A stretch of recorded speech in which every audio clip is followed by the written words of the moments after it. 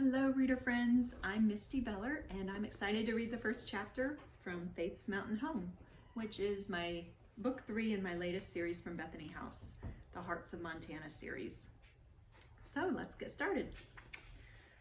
This first chapter starts in late September 1867 in the town of Settlers Fort in Montana Territory. Just a little farther, Laura Hannon dared another step on the rock ledge that wrapped around the mountain. The flat space was just wide enough for a person to walk, as long as she stayed close to the stone mountainside on her right. The sheer drop on her left stole her midsection every time she allowed herself to look over the edge, so she kept her focus on the path in front of her. Of course, it would be impossible not to occasionally lift her gaze to take in the magnificent view of the mountain cliffs surrounding her. This was why she'd come out here, after all. To escape into the beauty of the landscape, to remember that her problems were but a tiny dot compared to the vastness of the mountains God created.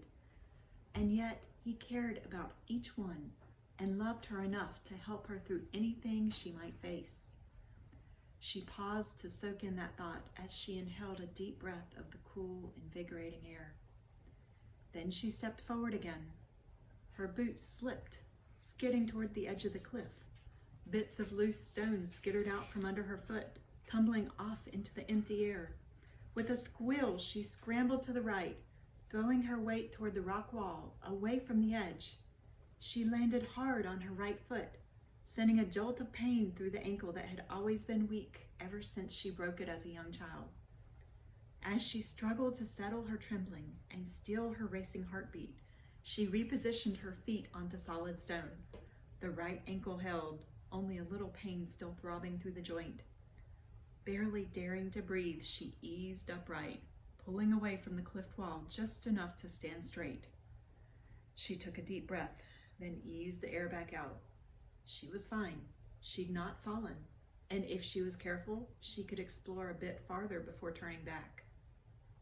Turning her face so the brisk wind fanned the loose tendrils away from her cheeks, she soaked in the crisp autumn air. This freedom was what she needed. Out in the beauty of these mountains, she could sense God's Spirit, feel the peace she couldn't seem to grasp anywhere else.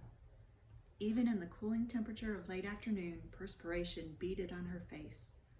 But the natural views and physical exertion were exactly what she needed to clear her head, to restore some semblance of peace to her raw nerves.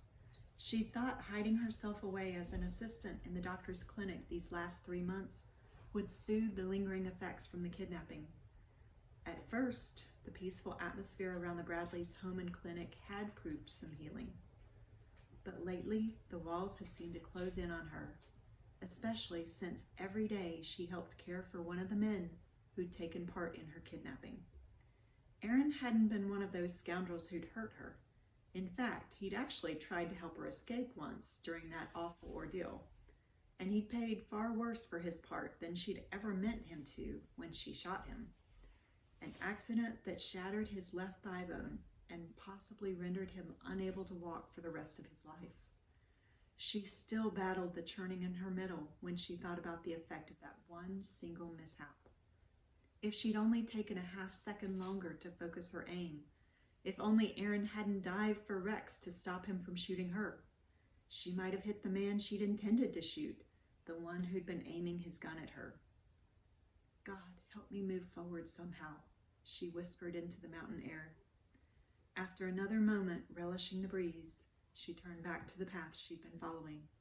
She inched her way along the cliff, circling the cliff's side as she stepped over crumbled leaves and mountain goat droppings. How wonderful to be one of the wild creatures who so easily perched on the side of this precipice. With a majestic view of treetops and distant peaks spread out as far as the eye could see. Nothing but God's creation. This was a view she could take in for the rest of her life, forgetting about the town hidden below, and the man whose presence served as a constant reminder of what she so desperately wanted to leave behind. I hope you enjoyed the first chapter of Faith's Mountain Home, and I hope you get a chance to read the rest. Thanks so much for joining me on Wednesday Excerpts.